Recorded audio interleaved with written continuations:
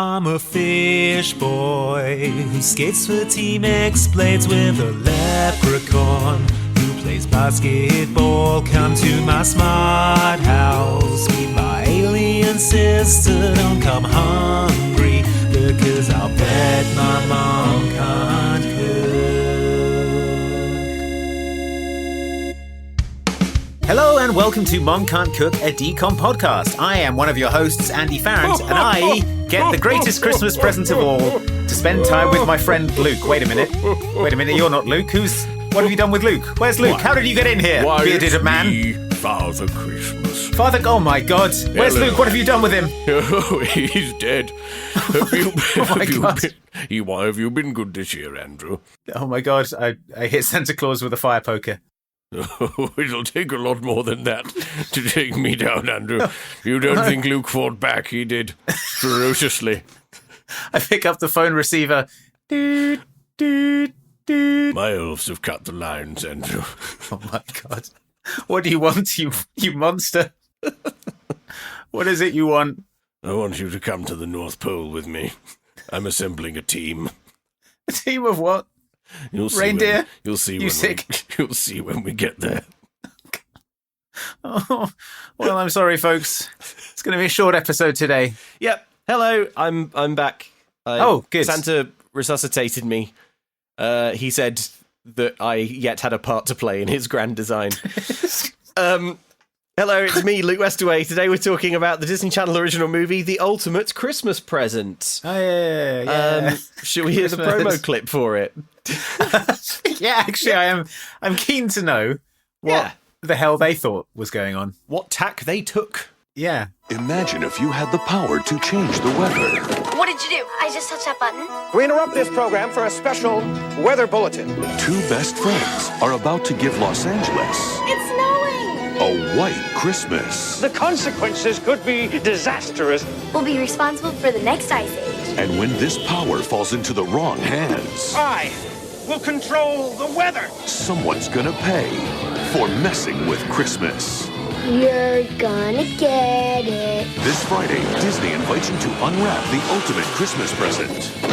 Who are they? Crumpet and Sparky, two of my elves. But they're so tall. Do you have a problem with that? All these two LA girls want for Christmas is a ton of snow. But you know what they say, be careful what you wish for. The world premiere of the new Disney Channel original movie, The Ultimate Christmas Present, opening this Friday at 7/6 Central inside Zook Weekends. So is there anything you want to say up top before we dive into the recap? Oh, man. Anything I want to say up top? Okay. It's directed by Beeman. It's directed by Old Man Beeman. A rare miss from Old Man Beeman. And I'll always find something to enjoy from Old Man Beeman. We have a lot of bad protagonists in DCOMs, Yes. right? Sure. This okay, just up top, the protagonist sucks, has no redeeming qualities, and Brenda Song is so hard done by. Her character in this movie is so hard done by. Yes, this movie features DCOM royalty, Brenda Song, whose character is criminally Basically stands around in the background simpering at the awful things that the main character does to and around her. It's pretty dire, but yes, let's dive into it. Okay, so we open extremely unpromisingly with a reggae version of Deck the Halls. It reminded me so much of the jumping ship music. Yeah, there's a bit of music coming up. You're going to hear an audio clip in a few minutes that has some incidental music in it that is just so reminiscent of the jumping ship music. Yeah, we'll get there. I looked it up, and sure enough, the composer is the same for The Ultimate Christmas Present. And yes. Jumping Ship. Oh my God! Please tell me it's a white man with dreadlocks. There's no image. Oh, okay. But I will tell you this: that The Ultimate Christmas Present came out before Jumping Ship.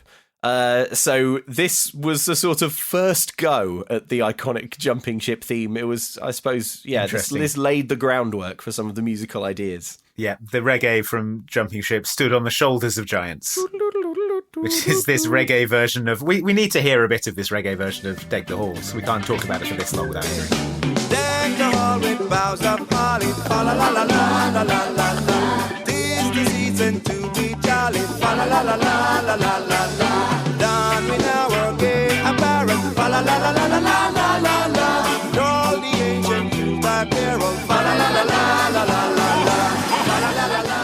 All right, so now that you're in the mood for an island Christmas, let's go on a tour of sunny Los Angeles. Yeah. We see some skaters in Venice Beach. I had a minor pang for Brink when I saw this. Well, remember sure. Brink? Oh, Yeah. what a time that was. We can't think about Brink like that. I have to close my mind to Brink and Close other your good heart to DCOMs. Brink. Yeah. We get scenes of suburban LA. It is ironically juxtaposed with the Christmas song and shown to be extremely sunny. And we're told that it's 3 days before Christmas. Yeah, we see some children in a baking LA yard throwing fake snow at a Yes. fake snowman. Yes, LA is hot, is the vibe. We zoom in on an average suburban house, and we cut to a TV screen being watched inside, where a Poindexter called Edwin Hadley is doing a weather report, but he's making a terrible, terrible go of it. Yeah, he has the weirdest delivery. He says, "Good morning, Los Angeles," and makes the good so long that you'll think Disney Plus has glitched. It's like, "Good morning, Los Angeles." Yeah, this actor is Peter Scolari, Yes. who was the other actor in the sitcom Bosom Buddies with Tom Hanks, where him and Tom Hanks had to pretend to be women to live in a women's only apartment. It launched the career of Tom Hanks into the stratosphere. And Peter Scolari is in The Ultimate Christmas Present. Had not heard of that, won't be looking it up. So, the weather report says that with only 3 days until Christmas, it's going to be really hot. But Edwin Hadley stutters and stammers through his report. He fills it with loads of boring facts about precipitation, and he uses the word troposphere. I'll tell you what will give you a good idea of this character, the way the character is and the way he looks, is that this actor took over the role of Wayne Selinsky from Honey, I Shrunk the Kids for the TV series from Rick Moranis. Yeah, okay, that's actually bang on. That's exactly the look and the vibe.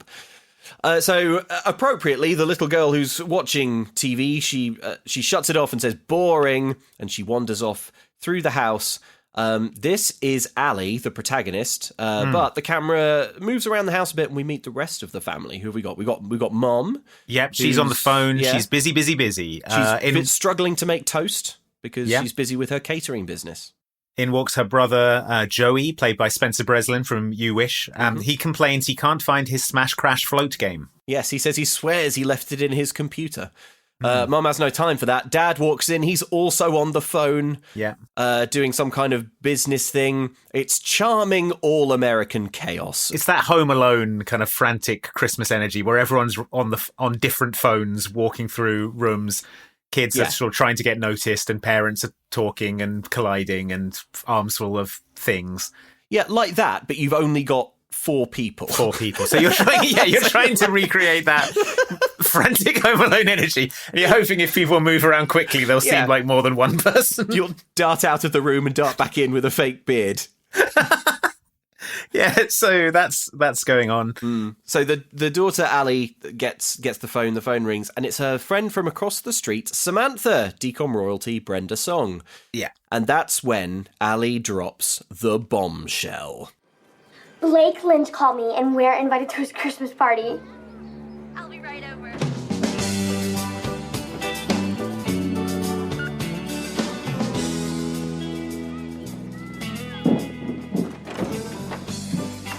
Okay, tell me everything. Okay, Blake's party's at 4 o'clock on Christmas, and I told him we'd be there a couple of hours early so we can help decorate. That way we can spend a couple hours with him before anyone else gets there. You're a genius. Thanks, I know. Samantha, do you realize that we're about to leave behind our lives as geeky semi-outsiders and evolve into cool, popular insiders? That's blast. Samantha, what do you think of when you hear bonesforbowser.com? What do you think of bonesforbowser.com, Luke? If I was Samantha and I was asked this question by my friend's dad, I would reply, well, sir, I think you're making Super Mario pornography, and I want nothing to do with it. That's like he's asking her opinion on his extremely niche. What do you think of? I mean, I'm a big fan of sexybowser.com, but bonesforbowser.com, it rolls off the tongue. Bonesforbowser.com updates more frequently. So,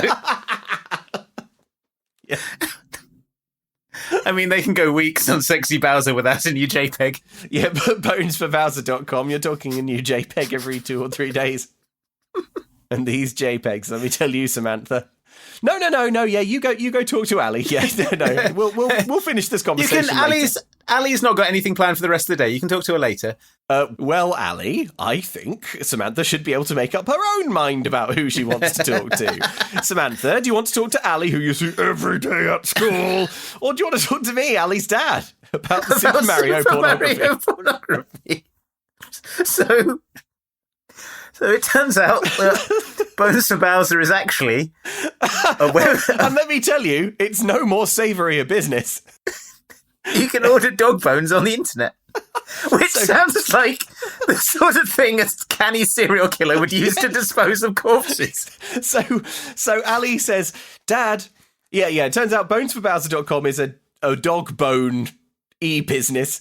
And Allie says, Dad, do you really think people will want to buy dog bones over the internet? And Dad responds, they will when we learn we have over 100 varieties to choose from. Which is as if the problem with buying bones over the internet is that there aren't enough varieties.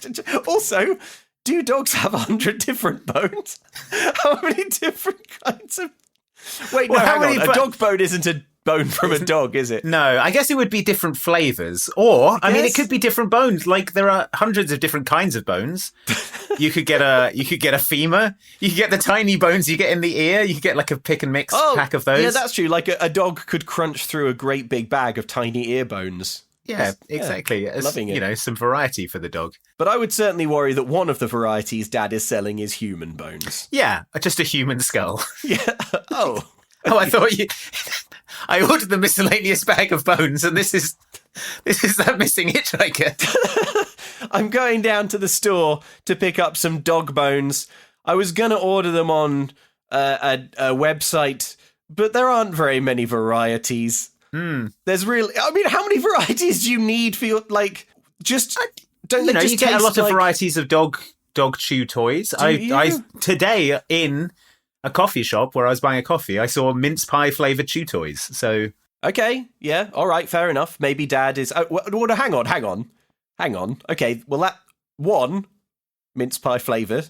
2, normal flavour, the flavour of bone and flesh, whatever a dog likes. Yeah, rawhide. We've got to get up to 100. What's number 3? Chipotle. Impossible that a dog would like a chipotle bone.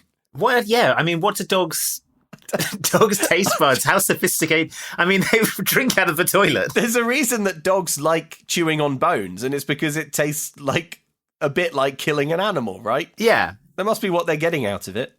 I just think, I think it's a very clever idea. If you were Dexter, instead of dumping them in, instead of dumping your bodies in the kind of Gulf Stream, just mail order them to dog owners. I don't know what they do to dog bones to make them look the way they do, but they look sort of stained, like they've been sort of rolled in some kind of salt or like some kind of mix, or like they've been processed in some way.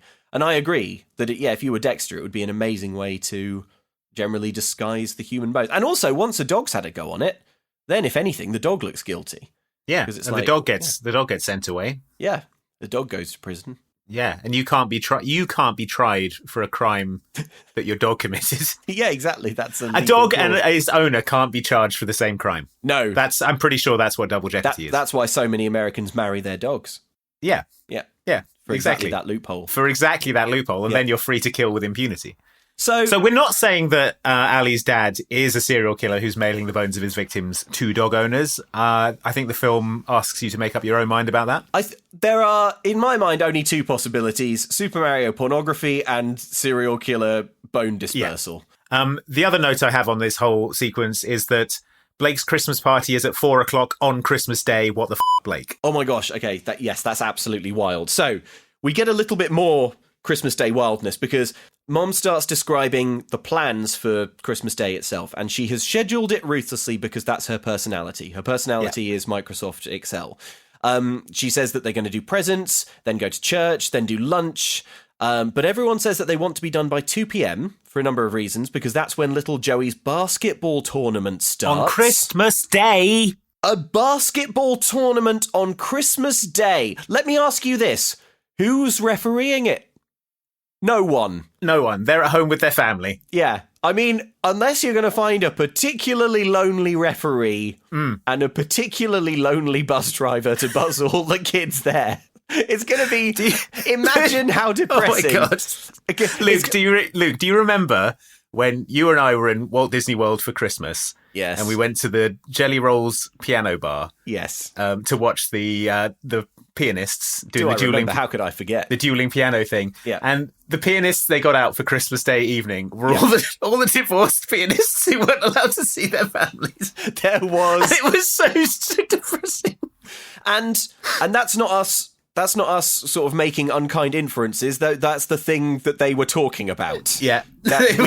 We know that's true because they told us about They told it while us playing the piano. about it. And then occasionally playing like Feliz Part of Your Navidad. World or something. Yeah. So that you've got the basketball referee equivalent of that. The thing with Blake's party is, so it's at 4:00 on Christmas. Allie has plans to get there 2 hours earlier to help him decorate so they can spend 2 hours with him before anyone else arrives. I feel like his house will be decorated for Christmas. On Christmas! Yeah, also, if you go around to Blake's house at 2 p.m, I'll tell you what he's going to be doing. Having Christmas dinner with his family. You're not going to be able to smooch on Blake. He's going to be like... He's going to be elbow deep in a turkey. He's going to be eating yams. He's going to be up to his arse in yams. I'm not sure what a yam is. But you can bet that Blake's going to town on one at Christmas. So, yeah, this is all beside the fact that surely Blake's family don't want a bunch of kids showing up at 2 p.m. on Christmas Day. We also learn... It's absolutely wild. We also learn that an aunt and uncle whose names escape... Oh, Uncle Don and Aunt Gwen, I did write it down. They're coming at 6 p.m. on Christmas Day. None of this is going to be important. So Allie leaves and she tells Dad on the way out that she wants new carbon fiber rollerblades for Christmas. Joey says he wants the new Renegade Starship video game, and Dad asks the kids if they remember what Christmas is really all about. And they joke and laugh that it's all about presents because these children are shallow. Yeah, they say presents, kidding, and then they run off. Dad's question goes unanswered, and I'm not sure I know what his answer would have been. I would think he would say the real meaning of Christmas is finding that bonesforbowser.com is available. Okay. Hasn't been snapped up by some other URL squatter. It's been snapped up now. Okay. Yep. Go check Folks, it out. Check it out. bonesforbowser.com. Maybe you'll like what you see. So we cut to school. Allie is writing Blake's name romantically in her book. She gets scolded by her teacher. It turns out she has a creative writing project due. 5 pages, single spaced. It's due tomorrow. And Allie's like, oh, yeah, I'm all over it. And so the teacher asks her to describe what her creative writing project is about. And then Allie improvs. Yes, she freewheels a story about Shakespeare arriving in modern times and getting a job flipping burgers. And the note I have here is that I would give anything to watch that film instead of this film. In his breaks, he writes plays, and then he writes a play called A Tale of Two Pickles. A Tale of Two Cities, obviously not a Shakespeare play, a Charles Dickens novel. Well, that's exactly why it's an available title. Get the jump on Dickens. No, you wouldn't get the jump on Dickens if you came to modern times. No. Yeah. So Shakespeare writes a pickle-based adaptation of a Charles Dickens story. Yeah. Mercifully, the bell rings, cutting her short. Yeah. Man, this whole bit feels a little bit like the writer of this DCOM had a good idea for a movie, but they weren't allowed to do it. And were told they had to write a stupid film about Santa's weather machine. Well, this counts as copyright if he puts it in this film. Yes, so if someone else seizes on his dynamite idea of Shakespeare writing a pickle-based Charles Dickens adaptation, he can say, a priori, I wrote it in this. I've got it. I've got you. Yeah. So after class, Allie says that she needs a plan to avoid having to do her paper. She's outside the school with Samantha, and Blake arrives and says her story was awesome. Don't get too attached. I think this is the last time we see Blake. I was going to say, up walks heartthrob Blake. He looks about 6 years old. He does look. He's like a little baby. He does look about 5 years younger than Allie and Samantha. Hello, Allie. I like your story. Hey, Allie, I liked your story about Shakespeare. And she's like, ooh, Blake. Oh my God, it's sexual hunk Blake. It's Blake. Here he comes on his tricycle. I like your story, Allie. Bye-bye. Be still, my beating heart. Rides his tricycle over to his mum's car where she puts him in his pyjamas and takes him home. They're both, her and Sam are both like a foot taller than him. Yeah. But it is somewhat explained by the fact that we're not going to see or hear from Blake again. So I guess they didn't think it was super important to try and, cast him in a typical heartthrobby way. I didn't realise until this point, where she says there's 72 hours to Blake's party, that this is all taking place on the 22nd of December. Yeah. And so it's the day before the end of term. The 23rd of December is their last day of term, which is outrageous to my mind. And also, this film came out in 2000. I assume it's set in 2000. So I looked it up. And in the year 2000, the 23rd of December was a Saturday. So no wonder everyone's done with school at this point. Yeah, come back tomorrow. Yeah. Saturday Christmas school. Oh, that's good detail. So Allie and Samantha, they have a lot to do. So Allie suggests, why don't we take our bikes home on a shortcut through the woods? You know those woods in LA. Yeah, the LA woods. I'll tell you what, if there are woods in LA, don't ride your bike through them, would be my advice. Right. Can't imagine a more dangerous place.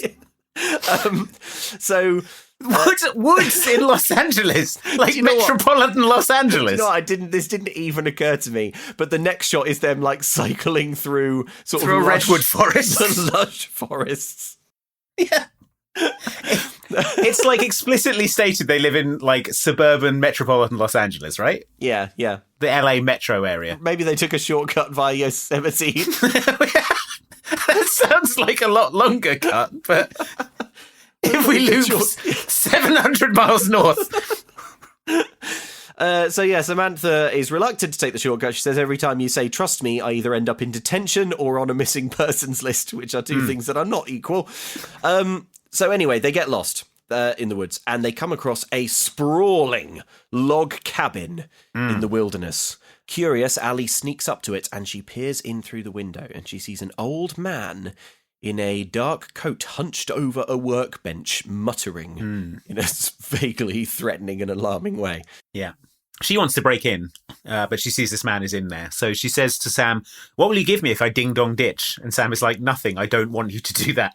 And then she's like, okay, how about I sweeten the pot? If I do it, you do my English paper for me. And Sam is like, I actively don't want you to do this. I don't want any of this to happen. So she's like, deal. And goes up to ring the doorbell. But the man throws an object through the door near her. Yeah. And both girls are scared. Yeah, a bronze object flies through, so they flee. The man stomps out through the front door and off around the corner of the house. And when he's gone, Allie creeps up and retrieves it and looks at it. It's like a bronze faceted egg with a smiley face. It looks a bit like if like Geppetto made a coffee maker that became a real boy or something. That's good. Okay. It's like a coffee maker with a face on it. If Geppetto made a coffee maker that became a real boy, I've written down if Nikola Tesla made Furby.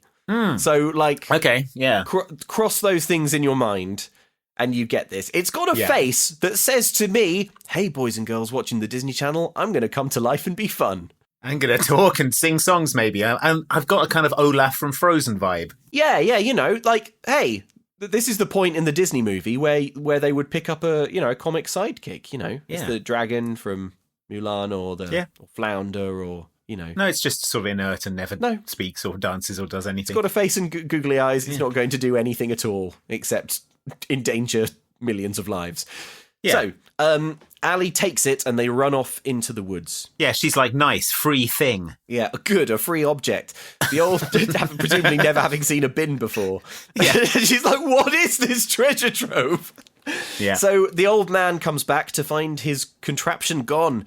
He takes off his flat cap in alarm and a musical sting plays jingle bells as he looks up into the camera Mother of God, it's Santa f***ing Christmas. That's right. We see his snowy white hair and his beard and his belly. You better believe it shakes like a bowl full of jelly. Full of jelly.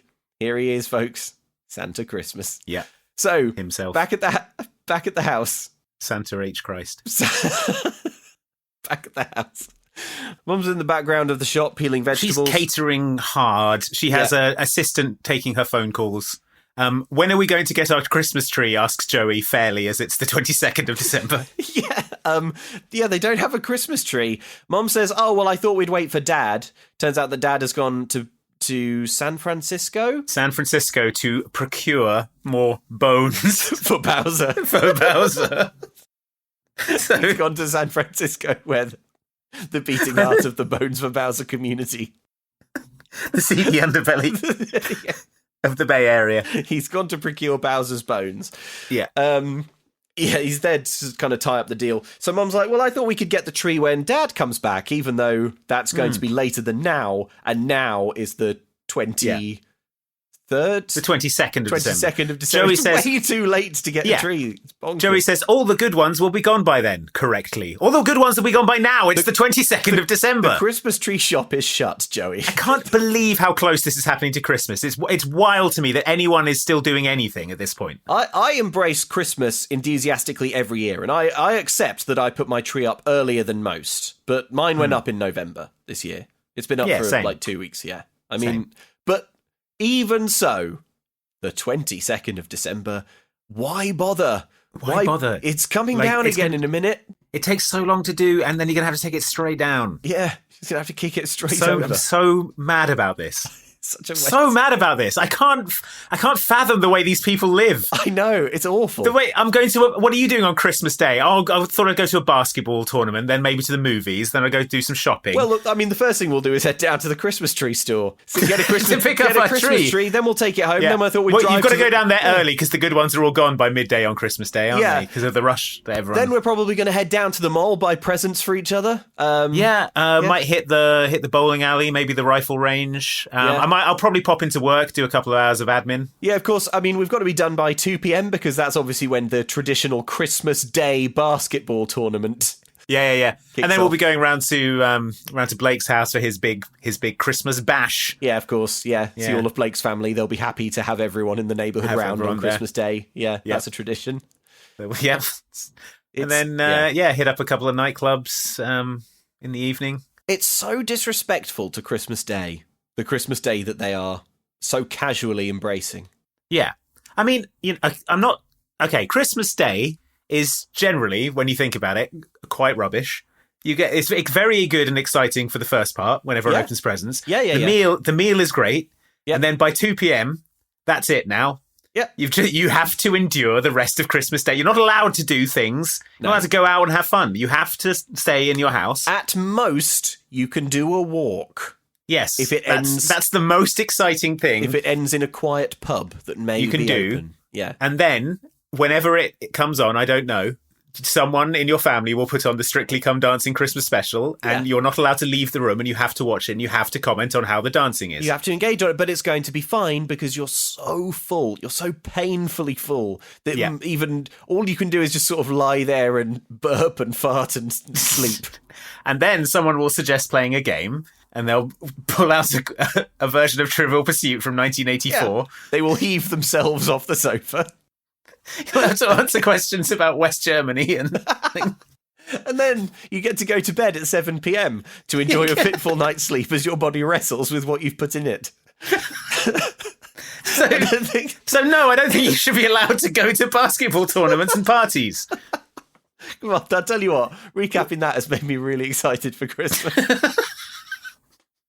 Look, we all have to do it. Yeah. It doesn't work if other people are doing fun stuff. If you're the only family sort of joylessly watching it. Joylessly going through the Christmas motions. Yeah, just sat there, the only viewer of the Doctor Who Christmas special or whatever. If all the shops were like, wait a minute, we could be open. Yeah. selling our goods. Making money. This could be a trading day. We don't have to sit inside and watch the snowman.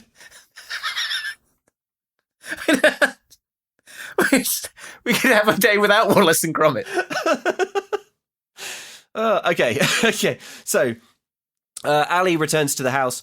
She theorizes that this item could be worth $1 million on the Antiques Roadshow. It has eyes, a nose, and ears. Allie presses a button on it, and instead of coming to life and going, "Oh, let's go on a magical adventure," it starts. Hey, you got to get me back to Santa Claus. Oh, there's not going to be a Christmas unless we can reunite me with the big guy. No, instead he starts spinning and spitting steam into the air. He releases a cloud of gas. Cloud of gas into her face. I wonder what it does. What did you do? I just touched that button. Well, try another one. Maybe it'll turn it off.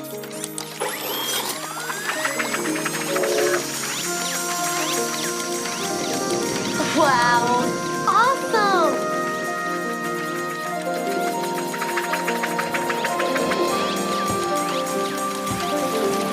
Oh, this is so cool. Hey, I think you figured out how it works. Yeah. Now help me stop it. Ah! Don't flood the place. I'm trying not to. So it's turned out that the cabin was in fact a Soviet weapons research center. A chemical weapons lab, and America's enemies had perfected the most devastating weapon of all. well, not far off, because, I mean, as you will have surmised, this is a weather machine, and it belonged to Santa. Yeah, I think now is the point to raise the thing that I hate most about this film.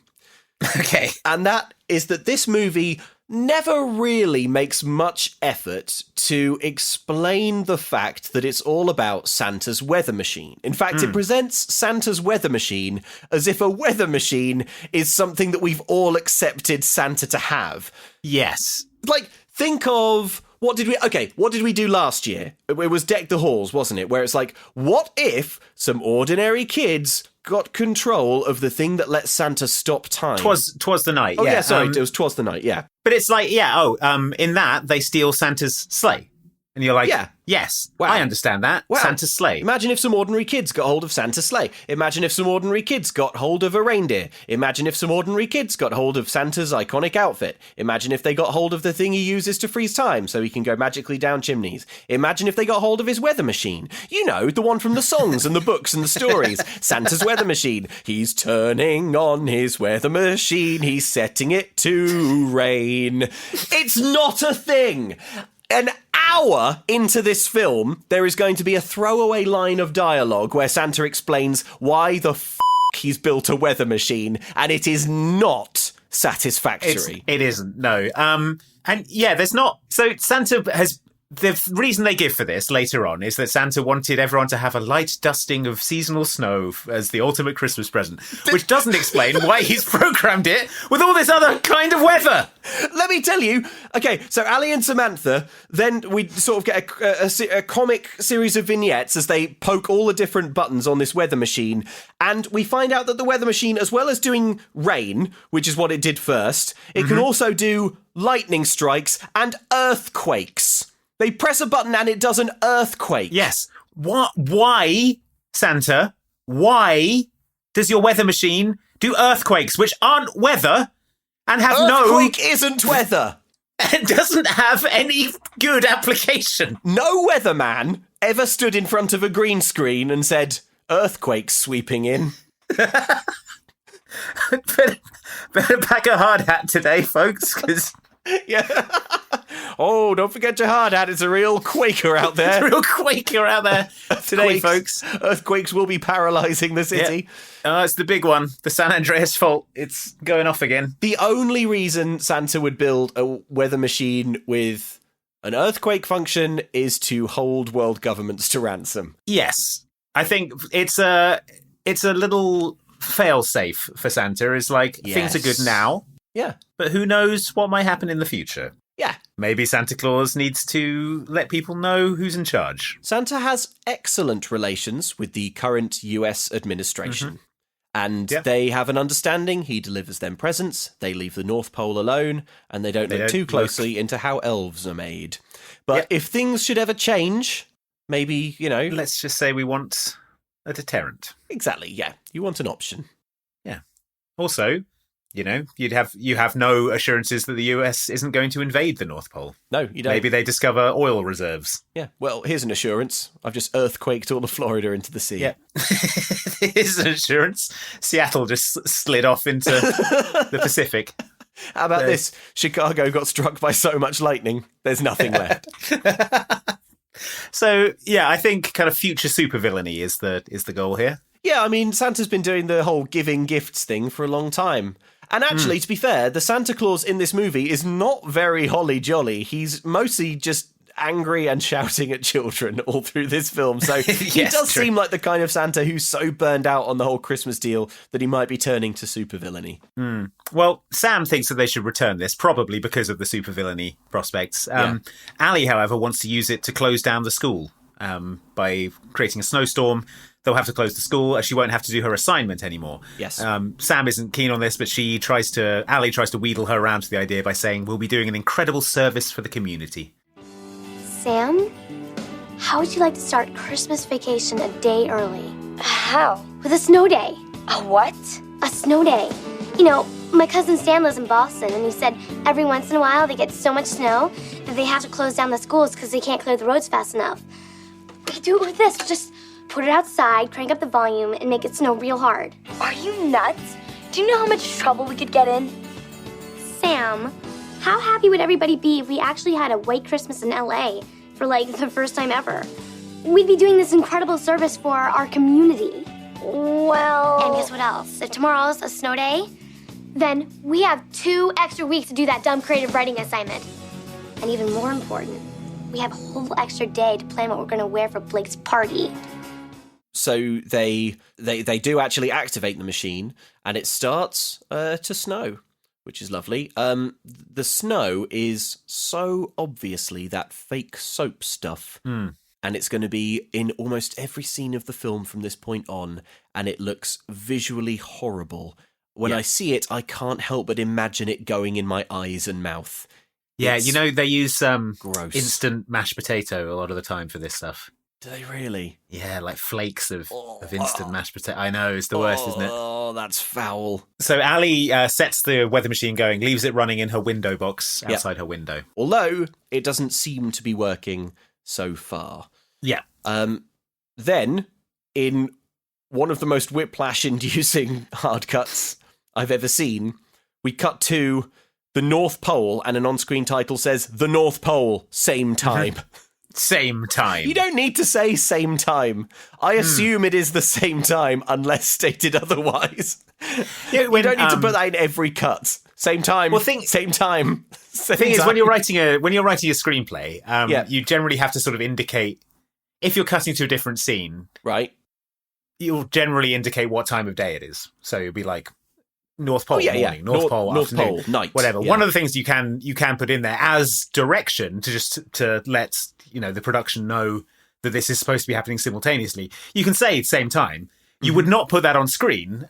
This feels like a production error where they just it's like a copy paste mistake. Yeah, exactly. But no, it is happening at the same time. So we get our look at this movie's version of the North Pole. It is a snowy street.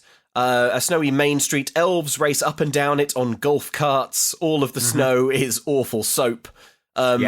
Mrs. Claus is checking if Santa has called in from the summer cabin yet. The answer is a regretful no. No, so... Send in the elves then, she says. And in walk 2 absolutely massive dudes. Yeah, sarcastically tall elves come in. Yeah. They are Sparky, played by Bill Fagerbakke, who you will remember as playing the mummy in Under Wraps. Harold, Harold, and is also the voice of Patrick in SpongeBob.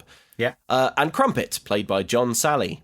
They're preparing a pitch for Santa's 21st century toy factory and warehouse. So they want to rebrand the North Pole, automate it so that nothing is touched by elfin hands, and elves will retrain as call centre workers. They seem enthused by this idea for some reason. I don't understand it. Also, the mock-ups that they've made to illustrate this are like sort of Soviet propaganda. Yeah, exactly. Yeah. It's like Forward to Glory, March the Elf, with that kind of very font. It's is bizarre. A man not entitled to the sweat of his brow. Yeah, exactly. It's an elf entitled. to a traditional wooden toy.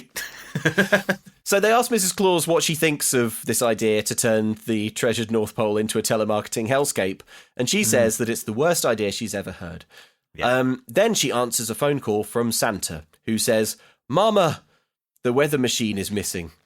We see Santa in his cabin. He looks he's losing dishevelled and panicky, but Absolutely losing it. But I'm pretty hung up on how he calls Mrs. Claus Mama, even though I don't think they have kids. Yes. And she calls him Papa. I think that's odd. Yeah. To call your significant other Mama or Papa. It's a bit weird, yeah. There are no canonical Claus children. Mrs. Claus says that she'll send some elves to help. Fiona and Twinkle will be there before you can name the reindeer, Yep. she says. But Santa's like, we can't spare my best elves now. And then Mrs. Claus mollifies him by saying, "Give me a kiss." And then they start sort of making out over the phone. And then the elves try to join in. And it's just unpleasant in a bunch of different directions at once. Yeah, you can't wait for this scene to end. So Sparky... Santa and Mrs. Claus have phone sex. Yeah, calling each other Mama and Papa. No. They smooch noisily down the phone. Sparky and Why? Crumpet beg to be involved, I think in the plan to find the weather machine. Rather than the bedroom. Rather than with the smooching. Yeah. Okay, says Mrs. Claus. I thought there'd be more pushback on sending these two idiots, but there she's isn't. like, fine. She relents. She says, "Take Prancer and Vixen." Then Sparky confesses that he can't do that because he's afraid of reindeer because one bit him, and somehow this descends into a physical fight between Sparky and Crumpet. The subtitles say, "I'll bite you. I'll bite you."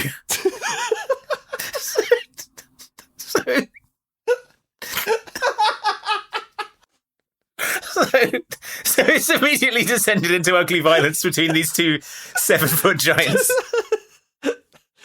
Eventually, they make it to a sort of shed that they open up dramatically and show Mrs. Claus their new invention. They call it the North Pole SUV, or Santa Utility Vehicle. The world's first rocket-powered toy delivery system. The film then sort of cuts away from this scene, embarrassed, to another scene. Yeah. There's like no resolution to this scene. They're like, No. "Here's our car." And then Mrs. Claus looks at it in silence. They look at it in silence for an uncomfortably long amount of time. And then it cuts, the film sort of goes, all right. And then cuts to Joey on his computer. I think maybe it was supposed to look worse, because the problem is that the North Pole SUV actually looks really cool. It's like a sort of modified sports car. I ran this past our colleague Mike Channel, who identified it as a Triumph TR7, if you're interested in cars. There you go. So that's what it is. Back home, Dad phones from San Francisco. He's a little... To bollock. Yeah, to administer a harsh bollocking. He's mad at Allie because he heard about her bedroom getting destroyed by weather. Yeah. You're too old to be acting up, he says. You're too old to be activating weather machines in your bedroom. To be controlling the weather inside the house. Yeah, but to be clear, only Allie and Samantha know about the weather machine. It's a big secret from everyone else. And then Mum goes to the window and sees, it's snowing? Oh my, what in the... Everyone rushes outside to caper and cavort in the snow. They run outside to get soap in their hair. It's being blown at them. Sam and her mum run over from the opposite side of the street. Allie's mum said, "Did you ever think you'd see a white Christmas in LA?" And then Sam's mum says, "No, maybe a brown one due to a mudslide." All right, jeez. Wow. Way to bring the conversation down. I know.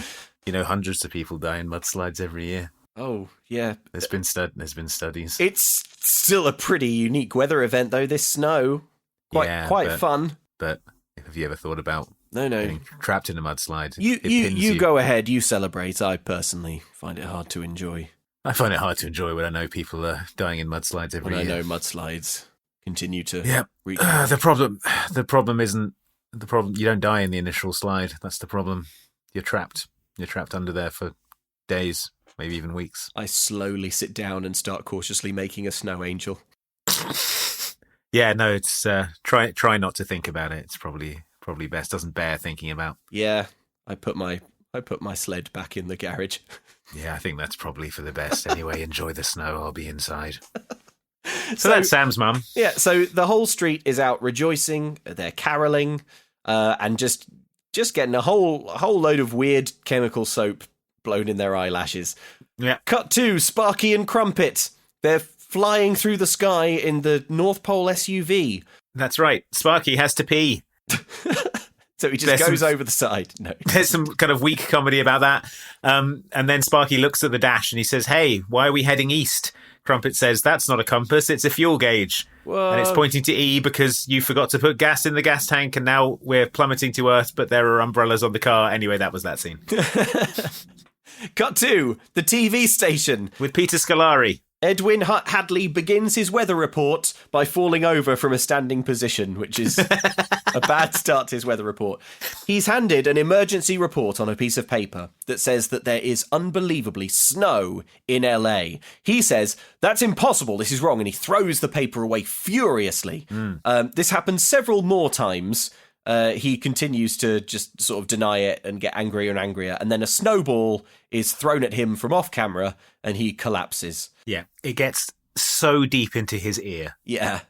He staggers to his feet and says, and admits through gritted teeth that there is snow. Yeah. We see Santa. Santa sees this on TV. Yeah, watching this report. "Oh my," he says. Yeah. Later, we see Edwin Hadley, popular character, meteorologist Edwin Hadley, back at the TV station, dropping snow into a series of beakers. Yeah. He has a Bunsen burner going at his desk, which seems unsafe. He's sort of like running experiments on the snow. And he's told that he has to go in and see the boss. That's right. His boss screams at him that he's boring, and worse. I'd rather watch paint dry than to watch you. And then to top it all off, hello? There's a snowstorm outside in Los Angeles, and you didn't even see it coming. Well, no one did, sir. It was quite unexpected. Oh, did the weather fairy just wave her magic wand and poof, it snowed? Yes, sir. Well, I mean, no, sir, but the pattern of this storm was unlike any other in history. Instead of moving across its target, it seems to have just appeared and spread out in all directions.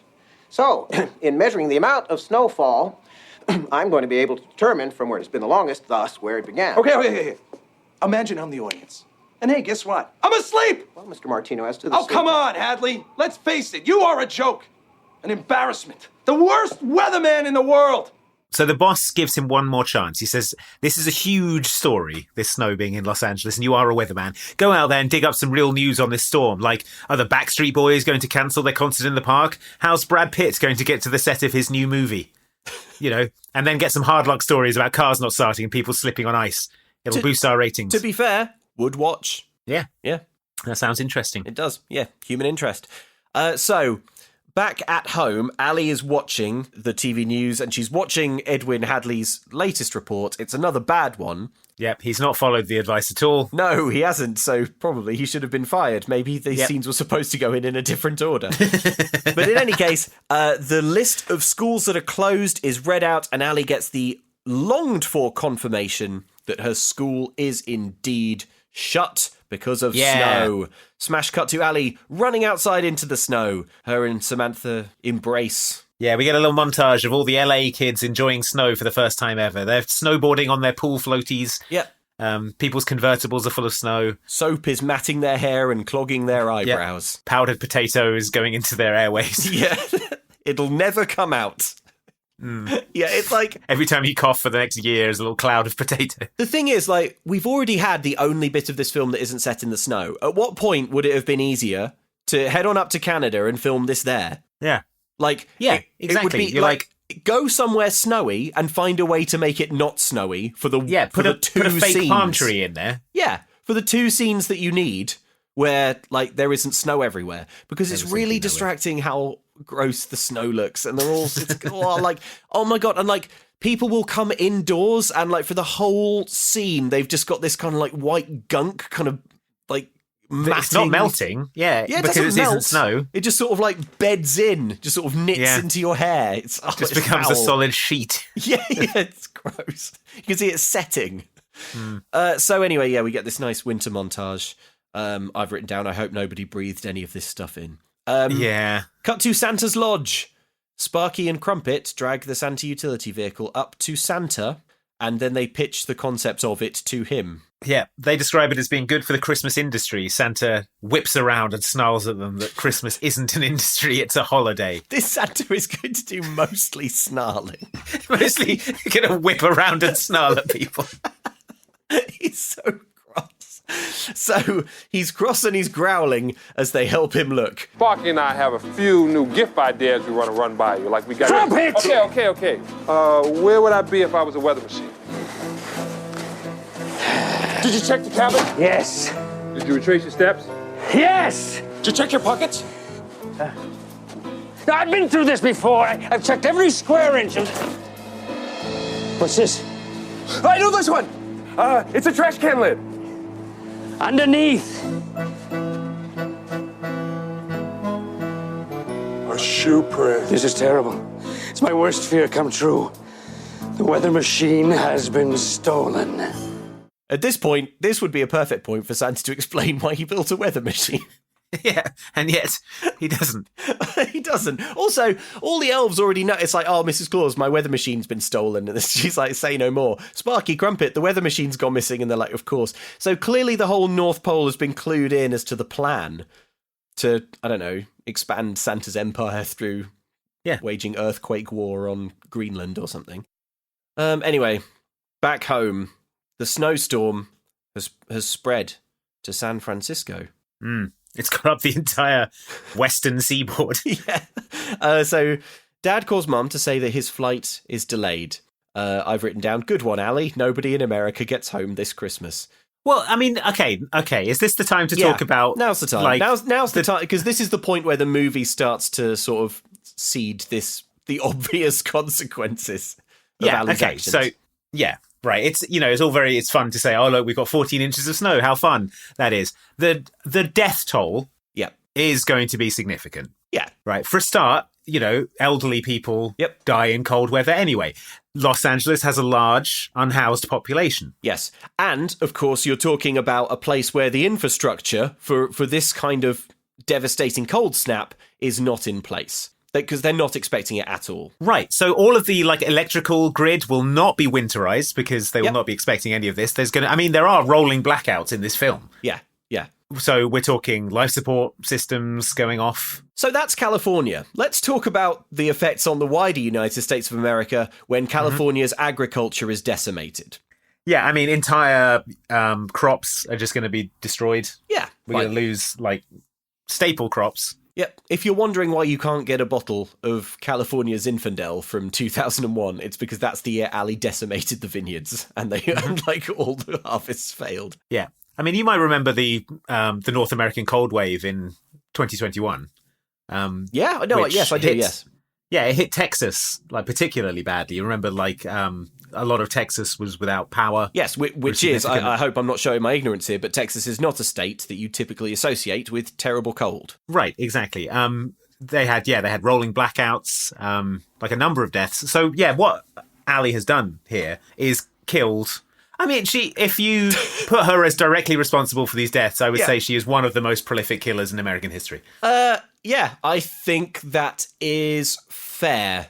It's the kind of thing where, if there was any justice, there would be a big public inquest with transparency. Santa would be in The Hague, probably being asked why. Santa reaches into his pocket and fingers the earthquake button on his weather machine. Just you try it. The entire Hague sinks instantly. No jail can hold me. The walls crack open and Santa springs through the gap. You'll never catch me. You think that was the only earthquake machine? I've got them hidden everywhere. I've miniaturized it on a special belt. They're in every capital city. There's a large one of these smiley weather machine faces orbiting in geostationary orbit right now. Send down space lightning.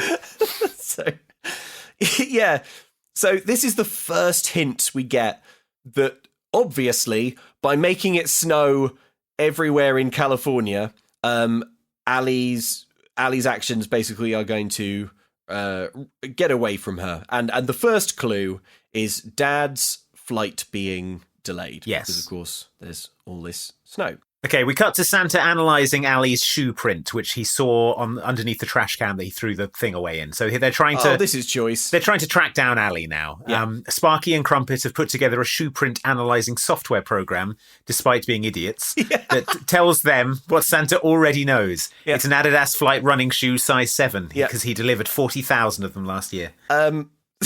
Santa says there are 1,937 girls in LA with size 7 feet, which is extremely specialised knowledge. Let me tell you, Santa says this altogether too confidently. If I was Santa in this situation, I think I would put my eyes up and act as if I was doing maths, as if I was trying to remember something. But let me tell you, for Santa, this figure... ease with which this figure... flies. This figure is front of mind. That there are 1,937 girls in Los Angeles with size 7 feet.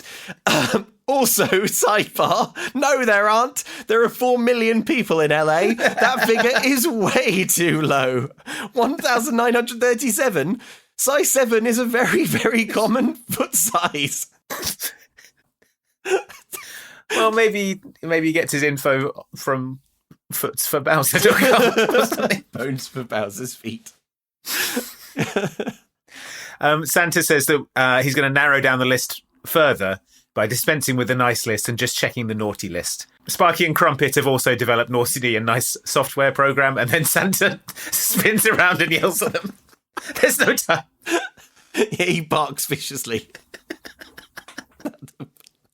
And produces an illuminated manuscript. Yeah. So Santa is whittling it down to just the naughty kids with size 7 feet. We get a slow motion shot then of Santa and the elves walking down a small hill in sunglasses. I don't know why. Like the Reservoir Dogs shot. And then what follows is one of the most incredible things that's ever happened in television. I'll just tell you what's happened, and then we can dig into what exactly it means. When this movie aired originally on the Disney Channel, the scene that's about to happen, which is a montage of Sparky and Crumpet and Santa putting on spy sunglasses and trying to find the mystery girl with the feet that match, and thereby the weather machine, it was all soundtracked to the song Secret Agent Man by Johnny Rivers. Perhaps you are aware of it. It's a song from, I think, the 60s that's pretty famous. It's in Austin Powers, you know. Yeah, and Ace Ventura, I think. Anyway, when this movie was put on Disney Plus, they couldn't get the rights to Secret Agent Man by Johnny Rivers. Fine. So it was removed, and it was replaced by generic Christmas instrumental music. Yeah. But what they did not do was remove the subtitles that give you the lyrics to Secret Agent Man by Johnny Rivers. So over this montage of 3 men ambushing young women with size 7 feet, the following words appear on the screen entirely context-free. And ambush is right. Like they are popping out of trash cans, surprising these women on their own in the woods. Santa's not dressed like Santa, and the elves aren't dressed like elves. They're just... and they're also 7 feet tall. And as this happens, these words appear on screen, and you don't know why it's happening. Beware of pretty faces that you find. A pretty face can hide an evil mind. Careful. Be careful what you say, or you'll give yourself away. Odds are he won't live to see tomorrow. And again, these words are appearing over like... But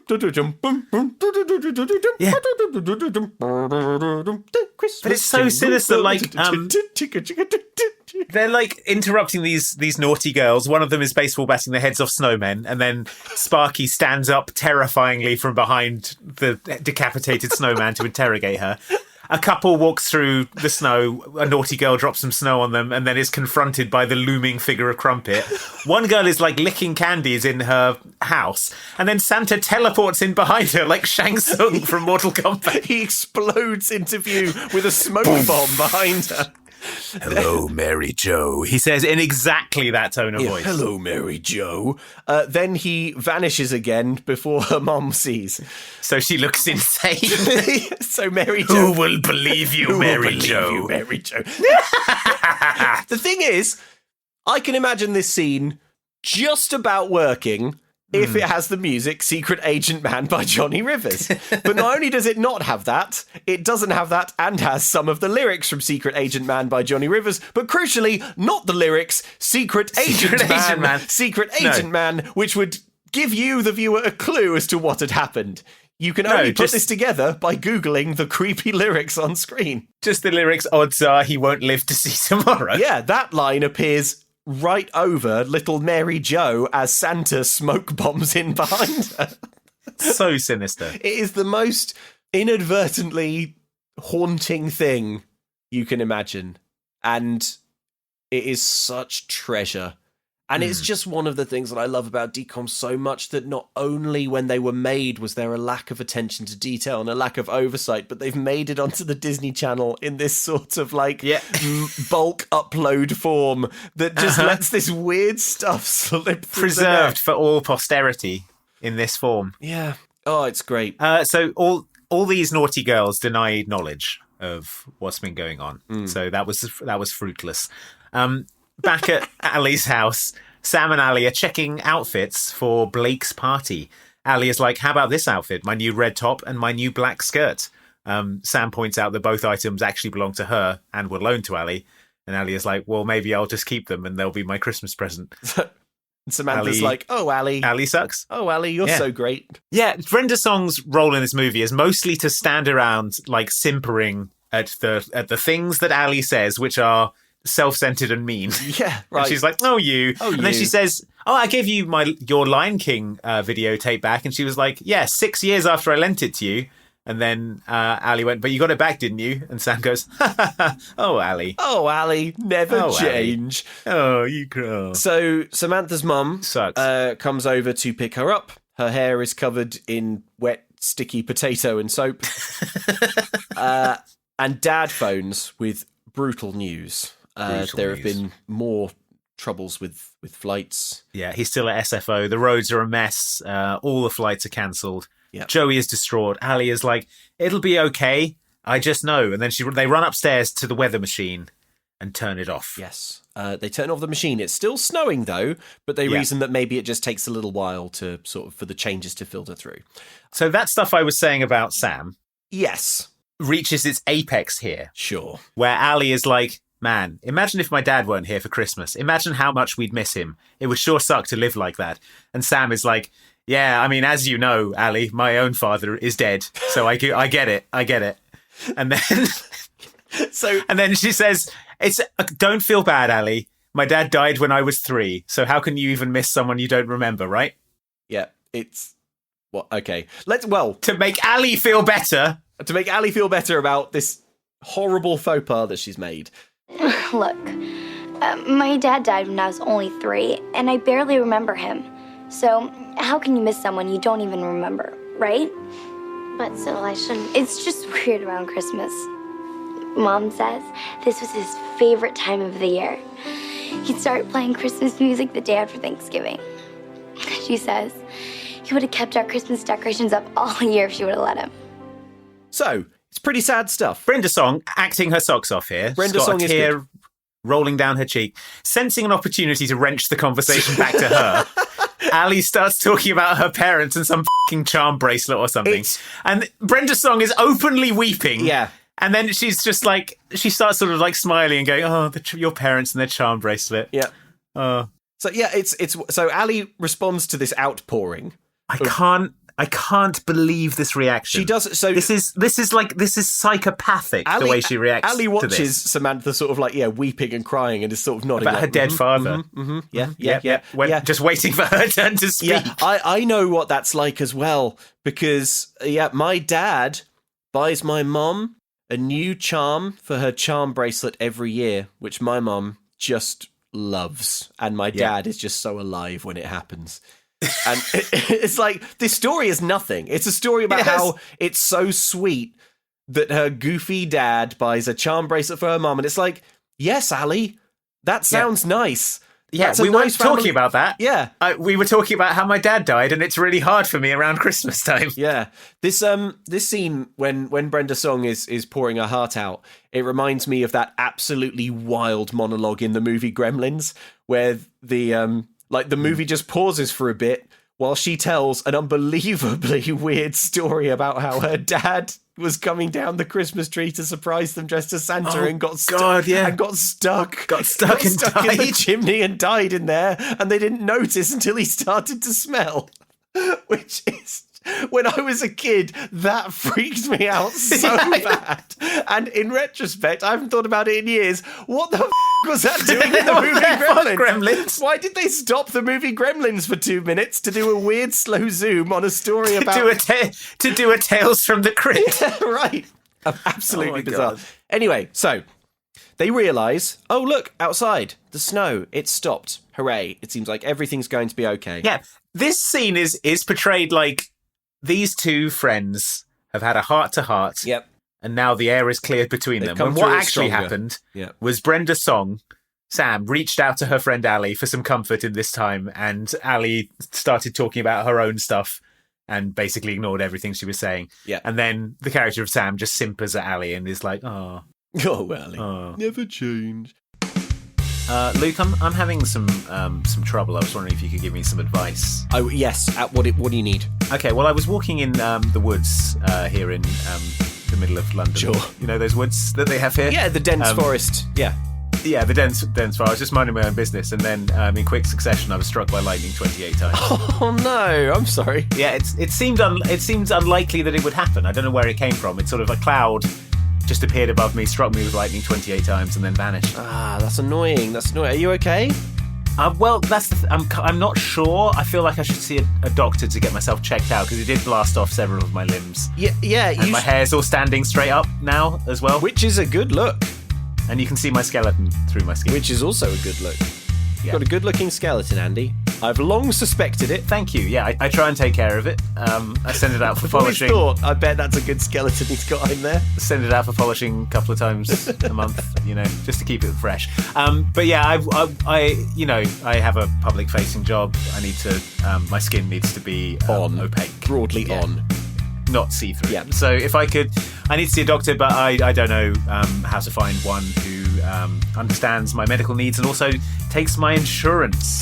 Well, Andy, it's the problem. It's such a shame that you don't live in the US, because what I would say to everyone who lives in the US is that you want to go download the ZocDoc app. It's a free app where you can find amazing doctors and book appointments online. I'm talking about booking appointments with thousands top-rated and patient-reviewed doctors and specialists, and Andy in the UK here, all struck by lightning with translucent skin, cannot access them because this is a US service. So I've got nothing to tell you, Andy, but I mean, if you were in the US, things would be different, and I wish they were, because on this app you can filter specifically for doctors who take your insurance, are located near you, and treat almost any condition that you're searching for. Okay, well, actually, now that you mention it, I am being picked up by a tornado, like at the start of The Wizard of the Oz, so it might deposit me in somewhere in the continental United States when it's done with me. I mean, yeah, I think that would be very lucky for you. I think you should hope that they do. Oh no, it's just I'm going into the ocean. Yeah. Yeah. I don't think think ZocDoc covers the ocean. Okay, if you could let work. No, I'll be late. Yeah, I'm not going to do that. I'm going to say you said you'd be on time. Fine. All right. So what was that? What was that URL again? Agents of Chaos. Well, you should go to ZocDoc.com/MCC and download the ZocDoc app for free, and then you can find and book a top-rated doctor today. That's ZocDoc.com/MCC. ZocDoc.com/MCC. Luke, do you know what I think is the ultimate Christmas present? Oh, bowling ball. Guess again, Luke. Time spent with loved ones. You couldn't be more wrong. Oh man, what is it? I am, of course, talking about Creart by Ravensburger, the ultimate painting by number experience. Oh man! You will find everything you need to start your artistic journey today with Ravensburger's carefully curated painting by numbers kits. Oh, awesome! That's right. The ultimate Christmas present. Yeah, that is actually way better than the other things I said. Mm-hmm. Who needs a bowling ball? Yep, that's right. Whether you're a seasoned artist seeking a new challenge or a beginner eager to explore the world of painting, or someone just keen to not spend time with your loved ones, instead, you can use one of Ravensburger's kits to cater to all skill levels and ages. Embrace the therapeutic benefits of painting by numbers as you melt away the stresses of daily life and find solace in the act of creation without facing the pressure of a blank canvas. I think this would make a pretty sweet Christmas present, to be honest. I'd love this. It's a Christmas present that says, hey, I think that your time is valuable and that your relaxation is valuable and that you taking a little bit of little moment for yourself to just do some cool painting and chill out is important. To just Bob Ross out for an afternoon. Just Bob Ross out for an afternoon. Come on. Yeah, you can easily explore Ravensburger's wide selection of enchanting designs on Amazon, ranging from majestic landscapes to adorable animals and everything in between. That's right. Let your imagination run wild and embrace the joy of painting with Creart by Ravensburger. Shop Creart on Amazon today.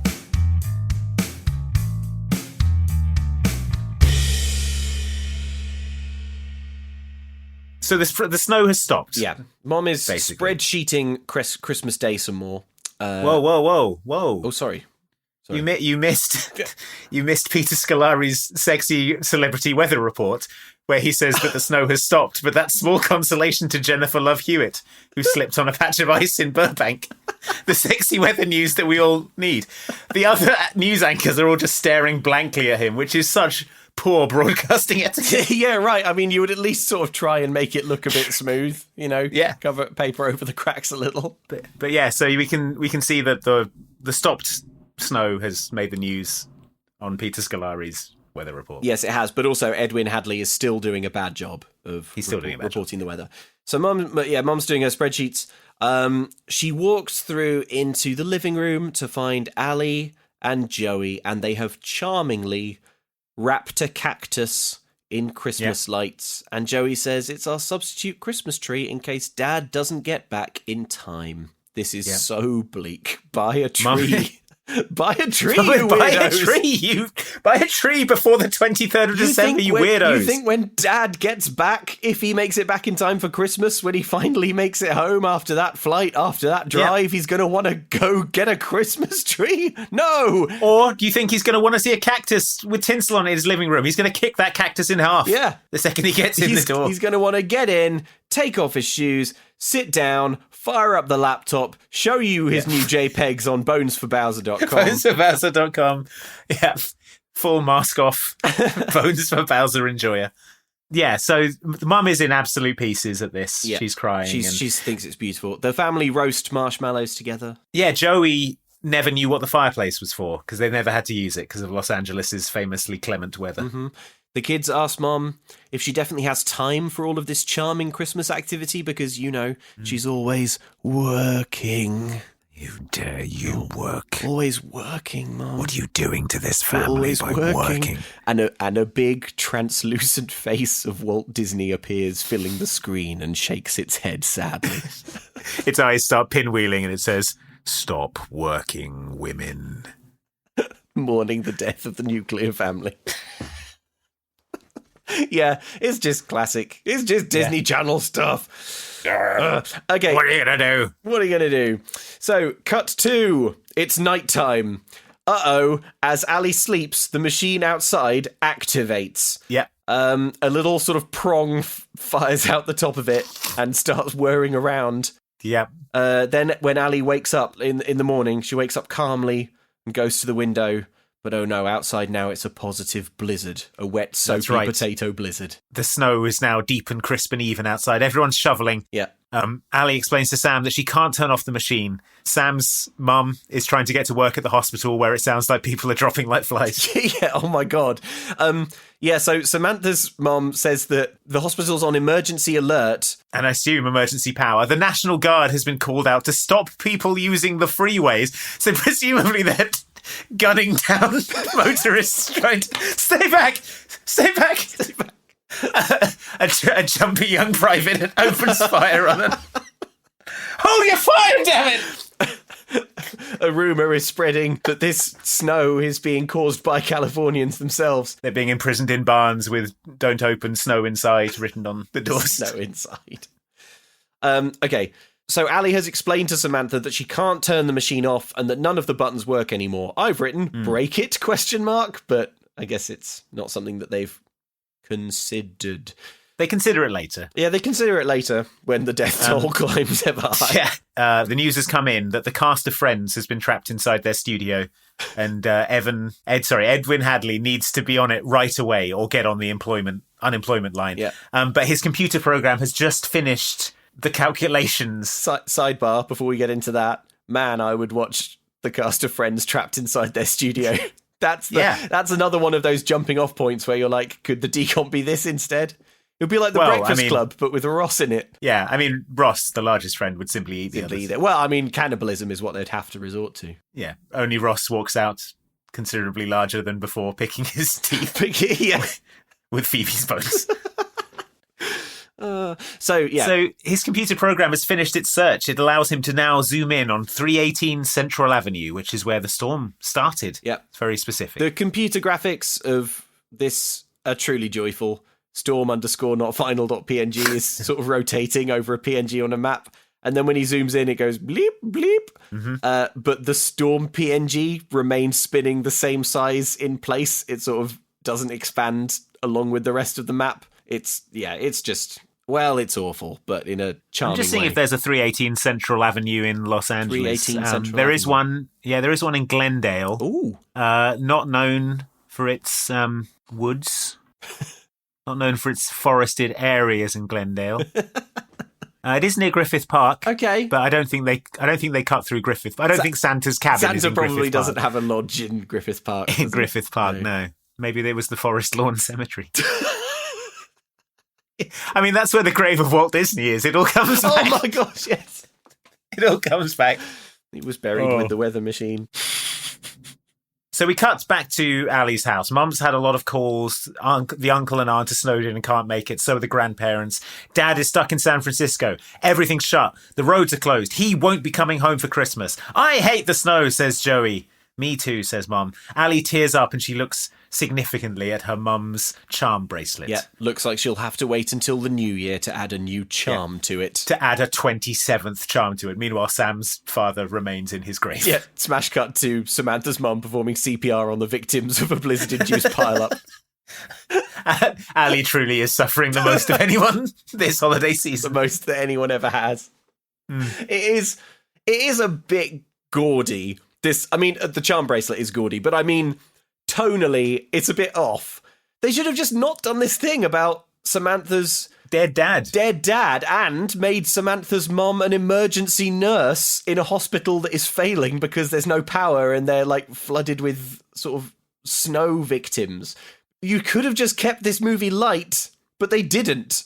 Yeah, so when you see Allie sort of like looking sadly at a charm bracelet that's going to go uncharmed this Christmas, 28th charmed, it's like, who cares? People are clearly dying.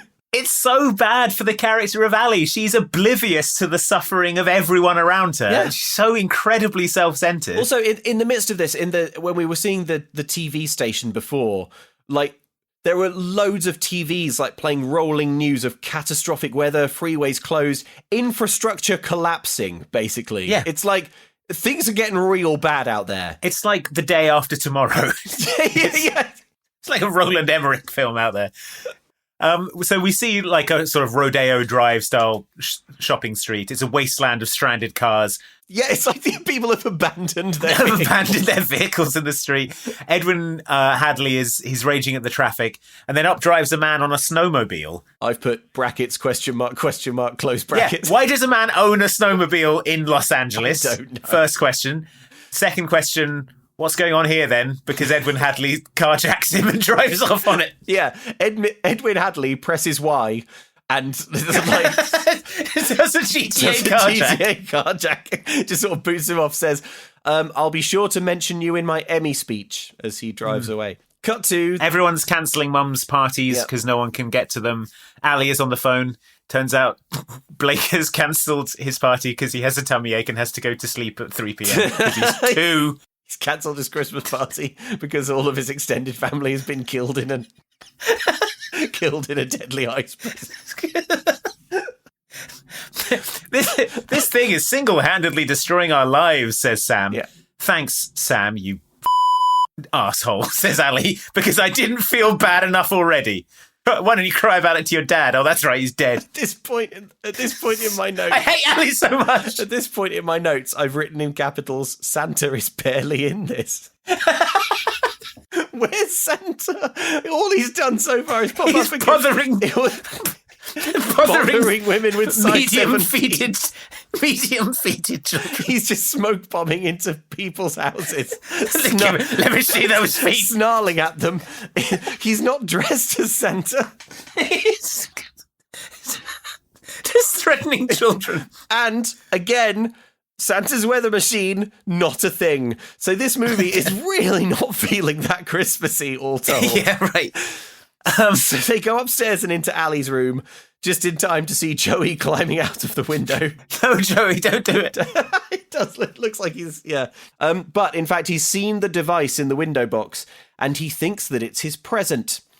So Samantha says, they sort of get Joey out of there and say, and they're trying to think of what to do. Samantha says, let's go back and give the guy his weather machine back. Allie doesn't want to. Yep. Sam's next plan is to smash it with a hammer. Yep, good idea. Sam is the only sensible character in this film. Suddenly, Allie has an idea. Make the antennas longer with coat hangers and send the signal to outer space. And Samantha points out this will probably broadcast the snow signal to the whole world and induce a new ice age. Yeah.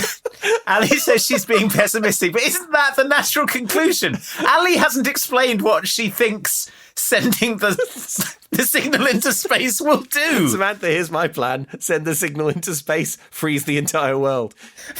No one will blame me. In case the planet in ice. Then we won't get in trouble because everyone will be dead. When everyone's blood freezes in their veins, we won't get in trouble. We won't have to do our school report. We won't have to do our assignment anymore. When the Earth is plunged into a new ice age. So, yeah, they argue.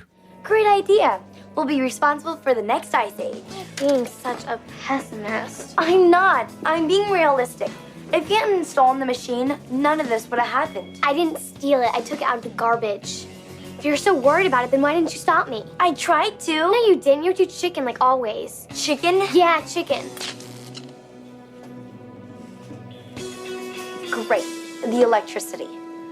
What are you gonna do now, Einstein? I'd help you out, but I'm too chicken.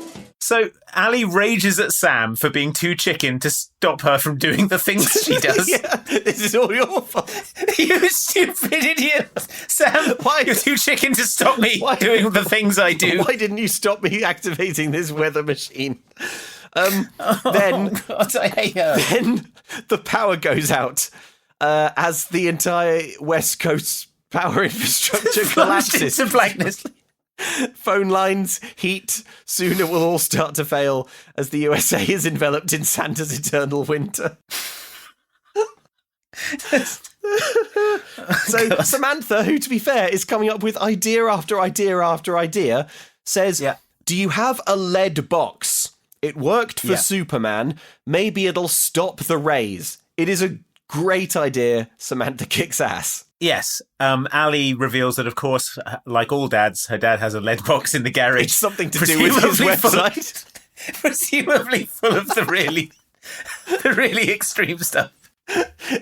So we'll put the weather machine in that and bury it in the yard. Yeah. Mum's clients are cancelling left and right. The assistant is going home. The girls are sneaking out to the garage. Yes. They go out to the garage, but in the darkness, they find 3 middle-aged men hiding in it. Everyone starts screaming. Yeah. Not so fast, says Santa, grabbing Samantha viciously. Not dressed as Santa. He says, you are number 263 on my Los Angeles naughty girl list. Yeah. He reels off a list of Allie facts to prove who he says he is. Yep. It's like her favourite foods, innermost desires, things that only Santa or someone who'd been following Allie would know. Yep, he knows all about Sam's flossing habits, which he's impressed with. But Allie needs more proof. Fine, says Santa, and then turns to Sam and says, Sam, when you're alone, you dance to Ricky Martin music and pretend you're married to him. It's pretty harsh on Sam. It was Allie who wanted the proof. And he's like, cool, let me reel off some embarrassing facts about Sam. We just absolutely own Sam. What? Also, Sam is just stood there like, what the f***? Santa. Also, for me, call me suspicious, for me it's not enough proof.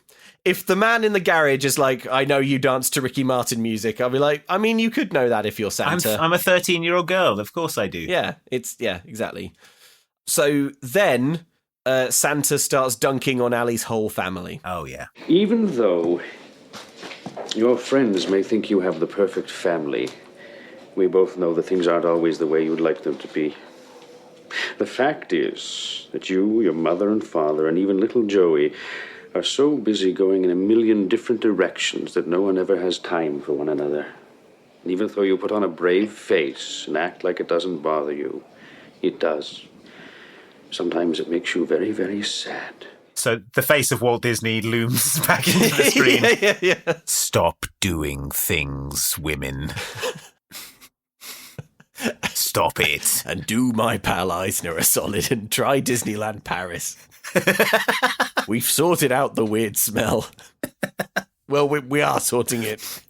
We are sorting it out. Yeah. It's if it sweetens the deal, it's in a beetroot field near Paris. Does that sound good? Back in the house, the doorbell rings and Mom answers.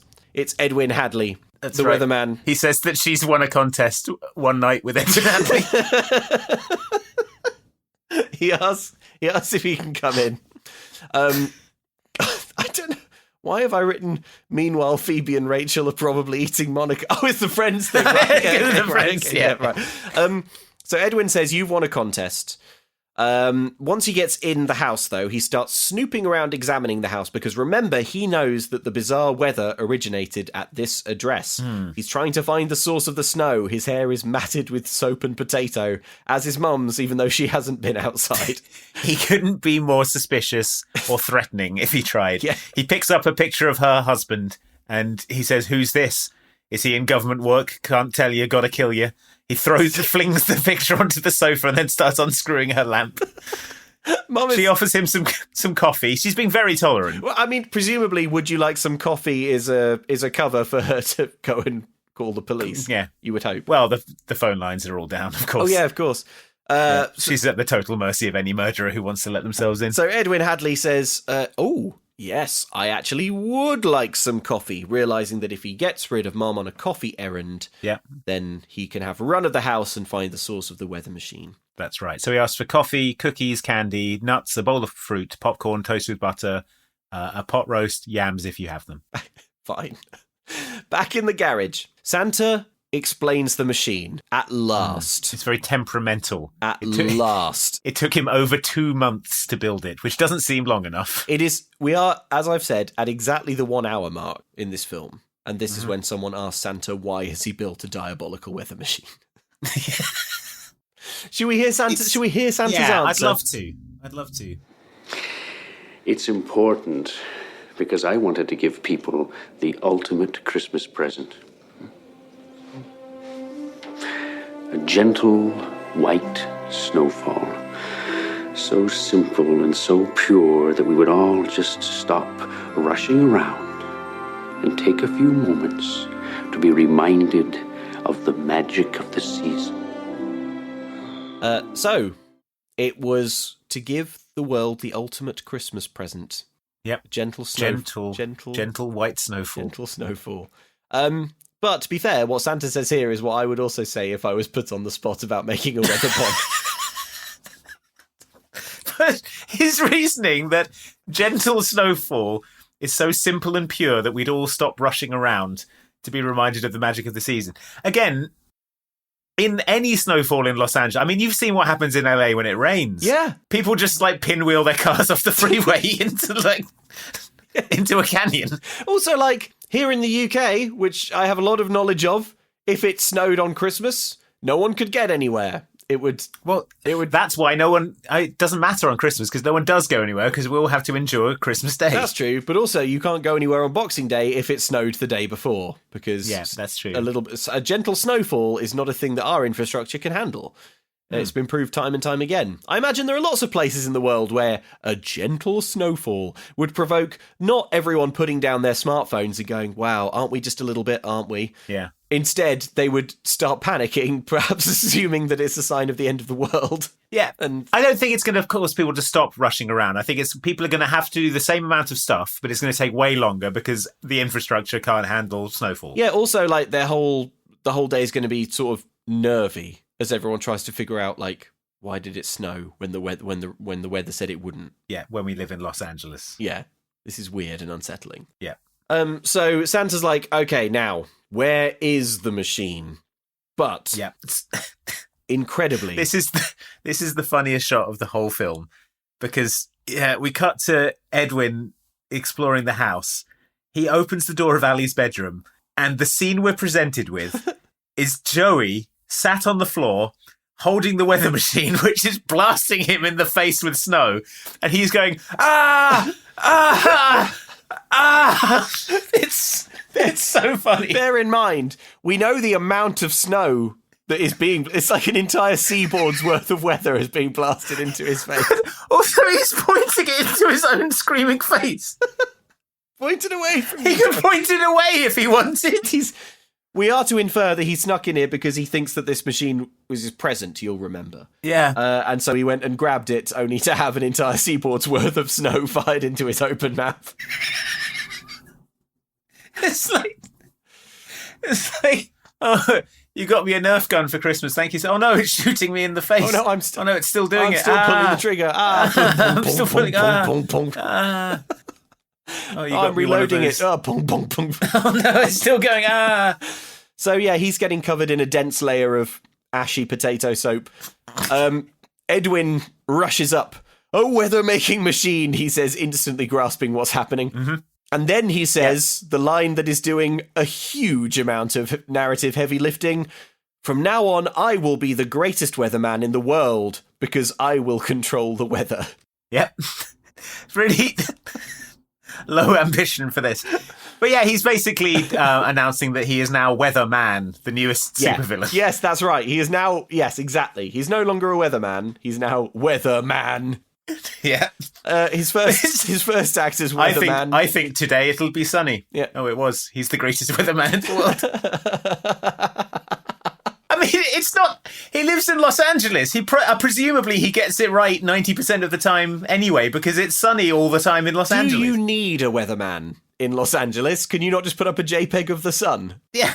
Oh, look, there it is. You'll see that today. Look out the window. It's there too. So anyway, Allie has to find a way to sneak Santa into the house. So we have a brief comic scene where they have Sparky the elf play Ding Dong Ditch on the mom, while Santa, Crumpet, Allie and Samantha sneak upstairs. Yeah, I have a note here that just says, this poor woman. Yeah, right.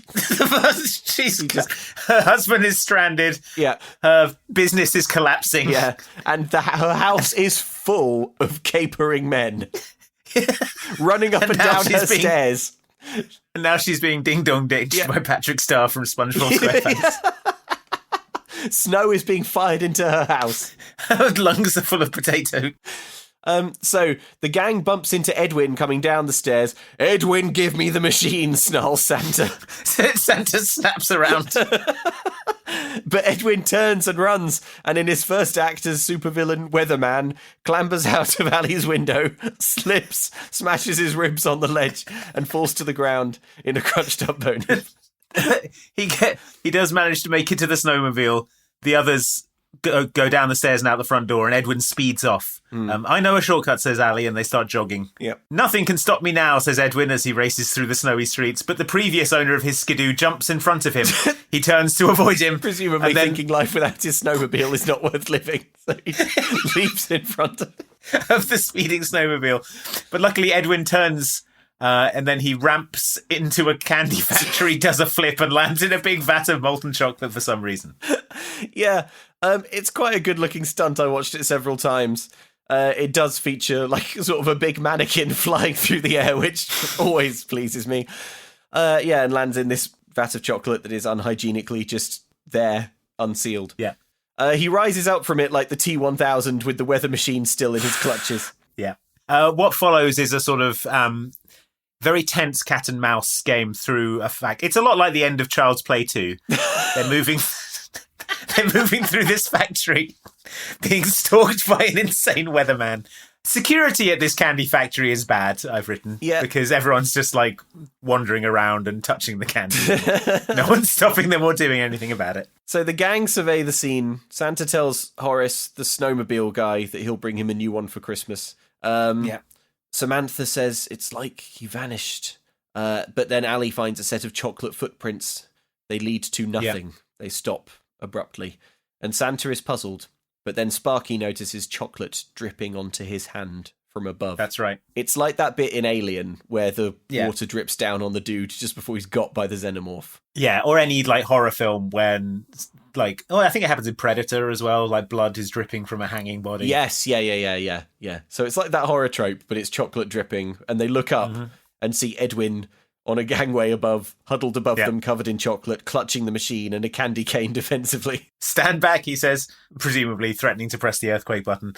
And then Santa gives the order to Sparky. He says, "Up you go." Sparky puts a candy cane between his teeth and snarls. And presumably goes up to kill Edwin. To shank him with his candy cane. Just spear him with a shard of rock candy. So Edwin panics and uses the candy cane to slide down a cable, and he falls into a big box of bulk cotton candy, dropping the machine as he goes, and Allie catches it. And then Edwin gets out of the box and says, "Santa, can I have the machine again? Can I have it? Can I have it?" And Santa says no. And everyone stands there for a minute, and then they walk away. But he is detained and roughed up by elves. Cut to Santa's cabin. For some reason, Edwin has been stripped. And is wearing Santa's robe. I guess because they were perilously in danger of Santa at any point looking like Santa Claus in this movie. Not just an old man who's going around intimidating snarling people. Man. Okay, so Santa's working on the machine. Edwin is like, "Well, I guess I'll be off." And then he's intimidated by elves. Santa needs some chewing gum to fix the machine. So Sparky very slowly sort of drools a piece of chewing gum out of his mouth onto Santa's hand. It's gross. Yeah. Santa has put it back together, but he's stumped as to why it doesn't seem to be working. I'm stumped. The Q wire is attached, the rhombus wheel is turning. I've triple-checked everything from the alpha coil to the zip volume. In theory, this machine should be working perfectly. Did you check the batteries? Batteries? Oh, I always use my own special brand of batteries, Ever Merry. Each battery lasts 100 years, so it couldn't possibly... Oh, dear. What's wrong? I just remembered that when I put the batteries in, I was out of Ever Merry, so I used generic ones. Quick, open these up. So Santa says, it can't be the batteries. I use my own brand, Ever Merry batteries. Each one lasts 100 years. Oh, except I just remembered I didn't do that and just used generic ones. So also, a lack of power isn't this machine's problem. So we are led to believe that Santa has magic batteries that last 100 years, but he can't magically just have some of them. Yeah. Like, it's okay to magically have magic batteries, but he can't actually magic them to have them. But also Santa, off with your gentle snowfall. How about this for the ultimate Christmas present? 100-year long-lasting batteries. How about solve the energy crisis, you prick? Santa, I don't know if you've seen how we're generally doing in terms of power and energy, but we could use some Evermerries. We don't need the gentle snowfall, thank you. But you're always rushing around trying to get fossil fuels. You're always rushing gentle around, snowfall or to... rushing around trying to solve the climate crisis. A little look at some gentle snowfall or to put paid to that. Oh, jeez. Yeah. So, Santa replaces the batteries. It turns on. He raises the temperature to 58 degrees, brings out the sun. Mm-hmm. Allie asks Santa, is she on the naughty list? And Santa's... For fuck's sake, Allie, not now! And Santa says yes. Not now, Allie. Santa says yes, but that this can change if she learns something from this. Yeah. And if she agrees to appear in The Hague in place of Santa.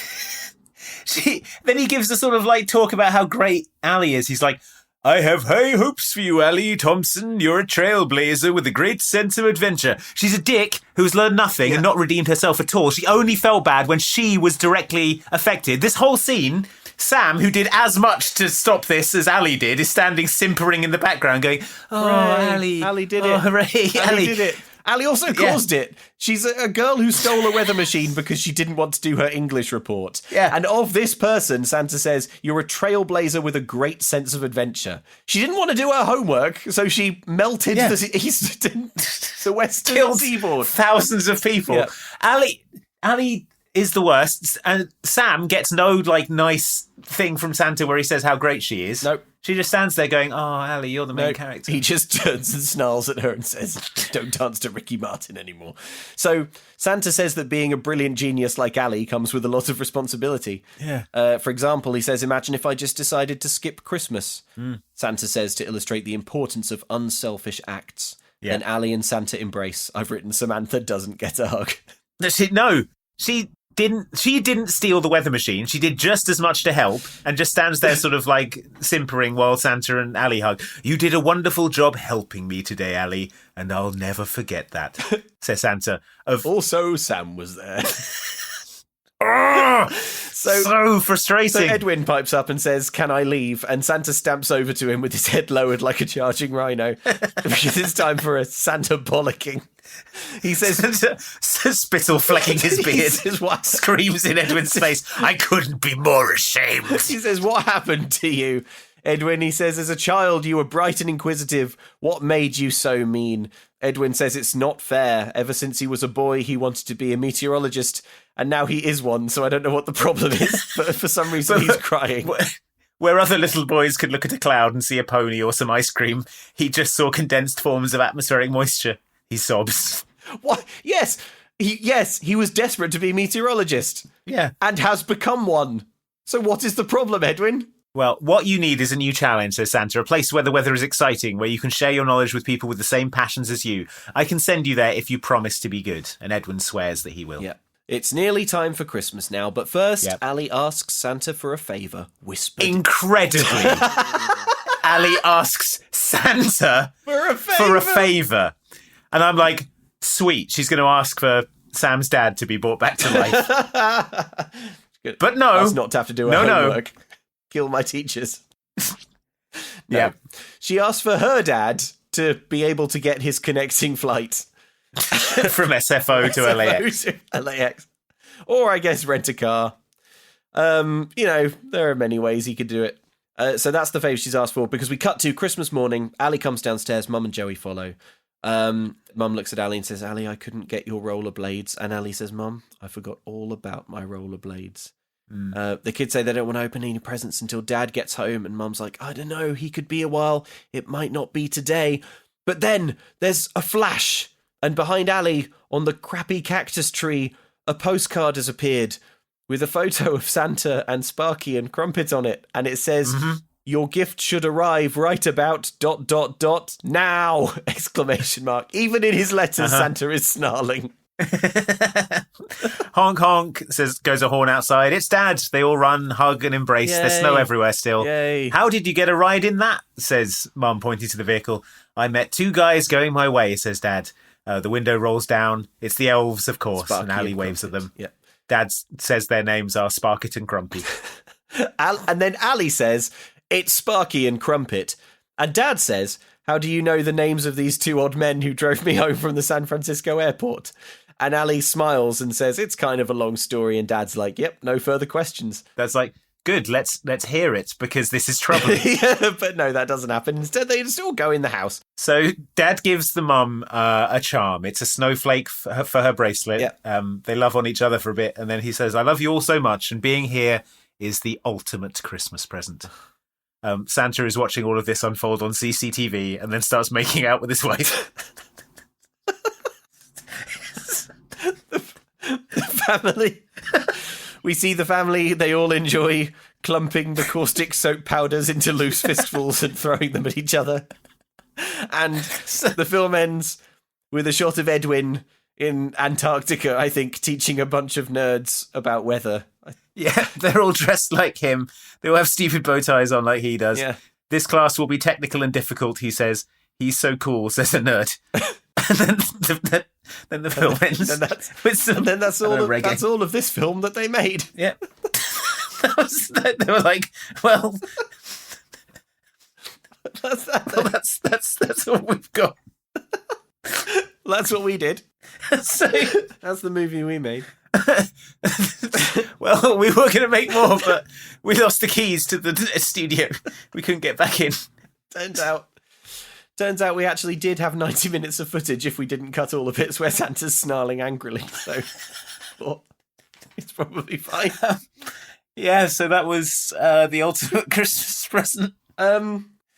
Yeah, I mean, I think this film is very bad. Yeah, but it is one of. I found it a miserable experience to rewatch, but I really enjoyed recapping it because it was a really fun one to tear into. To be honest, oh my god, the concept of Santa's weather machine is nothing. The main character is really unlikable. It's so unlikable. There is a long sequence in the middle where the words "The Secret Agent Man" appear on screen without the music. While Santa threatens girls. While Santa visits people who he knows have size 7 feet. There's bonesforbowser.com. It's the end of Child's Play 2 with chocolate. In many ways, it is a very complete DCOM. Yeah. It's not a good film.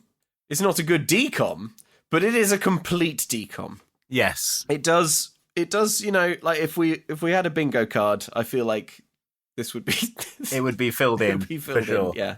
Oh my god. Okay. I can't get over how unlikable Allie is and how hard done by Brenda Song's character Sam is. I know, it's really sad. It's so frustrating to watch. And it's made all the more brutal by the fact that Brenda Song really does act the stuffing out of that scene. Why? Where she's Why have a scene where she talks about her dead dad? It makes everything so much worse. I don't. It adds nothing. Okay. Andy, can I read you some emails? Yes. A palate cleanser, please. First, I want to give a shout out to everyone who emailed us, and there were quite a few of you, so thank you all for your emails, on the subject of ice taxis, little taxis that take you onto ice rinks. Every single person who emailed us about ice taxis was emailing to say, I have never heard of an ice taxi. This is not a thing. This is nothing. So great confirmation. Thank you very much. I'll also just call out this. Thanks for your message, MB, who says, I can't think of one reason such a thing would even be necessary. It's dropping inexperienced skaters at the middle of the rink where they will be hardest to rescue if something goes wrong, and there's a good chance it hits one of the other skaters on the way back and forth. The whole concept is flawed. There you go. So, ice taxis. And thank you, Rosie, for this email. Rosie writes, in response to your episode Right on Track, you flippantly dismissed the dangers present when wielding a violin. In the small Scottish town where I grew up, us kids had to make do with the slightly less adrenaline-fueled challenges of the violin, and after approaching the subject with enthusiasm, if not skill, for several months, my granny innocently enough sought to encourage my dormant talents by gifting me an electric violin. Plugged into a power supply and my brother's amp, I took the bow tentatively across the strings. No sooner had I mangled the first few notes of Speed Bonnie Boat than the instrument revolted, the wooden bridge shot into my face, and the screeching metallic yowl of the tortured strings blasted through the amplifier and my terrified little body. Needless to say, I politely returned the instrument of death and gave up lessons entirely shortly thereafter. The violin has since always been an instrument that I've respected and feared in equal measure. Thank you, Rosie, for that. So, Andy, egg on your face, turns out you're taking your life in your hands when you play the violin. Yeah, turns out it is exactly as dangerous to play the violin as it is to do junior drag racing. Yeah, exactly as dangerous. Yeah. Okay, thank you so much, everyone, for sending in your emails. If you have thoughts on the ultimate Christmas present, perhaps theories as to what geopolitical manoeuvres Santa is planning with his earthquake button, then why not email us at momcan'tcookpod@gmail.com. You can also find our merch at momcan'tcookstore.com. Yeah, or go on, Andy. bonesforbowser.com. Bones for Bowser. Check it out. If you are enjoying the show, please do share it with your friends, or maybe write a review for the show on Apple Podcasts or Spotify. Yes. You can review the episodes Yes. over on there. They do help get the show in front of more people, which obviously would be a great thing to do. That would Can be. you see any right there, Andy? Can we read one out? That would be the ultimate Christmas present. Let me just bring one up. Nice review here from CT_107 via Apple Podcasts. It just says unhinged, 5 stars.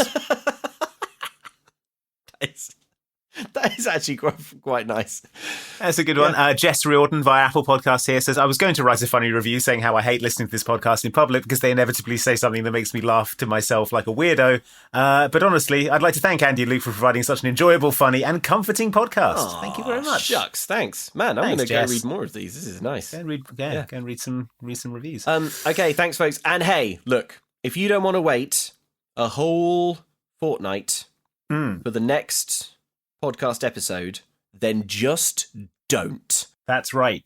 Join our Patreon Extra Helpings at patreon.com/extra helpings, and you will have weekly Mom Can't Cook episodes, because on the off weeks from the main podcast, we have our bonus episodes where we're recapping episodes of So Weird, the early 2000s Disney Channel original TV series about paranormal mysteries. Yes, we're into the second season of So Weird. It's brilliant. It's got that real DCOM energy. It's absolutely wild. So if you're not a patron yet, now's a great time to get involved, because there is now a substantial backlog of Mum Can't Cook Extra Helpings for you to listen to and enjoy and just tear through. So our next episode of Mum Can't Cook is going to be our Christmas special, and it's going to go out on actual Christmas Day. Amazing. So when you're off to the bowling alley, when you're driving between the bowling alley and the club on your way to the restaurant, if you've got time in between basketball tournaments, why not why not download it?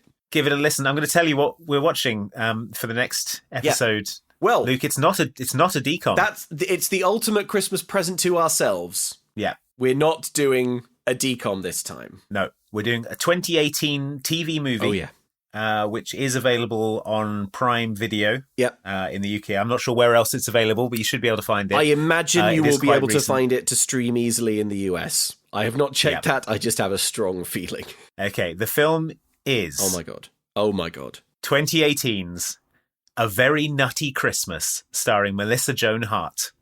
I will read you the description, Luke. Please do. After getting dumped by her boyfriend, a bakery owner receives a special gift that turns her Christmas season around. Okay, that doesn't mention anywhere in the description that she f***ed a nutcracker.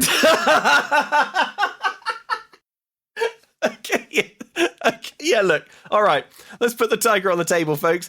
This movie is about a magic nutcracker that goes big and comes to life and has a romance with Melissa Joan Hart. Here's a better one. Kate, a workaholic baker, has given up on Christmas, especially this year when her boyfriend dumps her and she's got to fill an order of 15,000 cookies before Christmas. However, the gift of a magic nutcracker who turns into a real man makes the once cynical Kate understand the magic and beauty of Christmas. And of love. And of nutcracker love. So yeah. Sweet, sweet nutcracker love. A Very Nutty Christmas. It's not a Disney Channel TV movie, but it sure has that energy that we prize, and I know that you prize. So check it out on Christmas Day. I can't wait to watch it again. Oh man. Yeah, we've already watched it. Andy and I have we watched it like 2 Christmases ago, didn't we? Uh-huh. So yeah. So trust me when I say it is extremely choice, and you're going to really enjoy hearing it. Okay, right, Andy. Mm-hmm. I have to go now. Santa's coming back. Santa's head has snapped around and he's seen you. He's snarling. What are you talking about? He's 7 feet Are you elves. talking about me? No, Santa, I swear. We'd never... Keep it that way. Okay. Please don't use your earthquake machine to destroy London. Oh, Andrew. I have much grander plans for your city. Look up, Andrew. Okay. I'm looking. Do you see the moon? I see it, Santa. It's shining bright. Click. Oh my god! The moon is cracked in twain. Enjoy your precious tides now.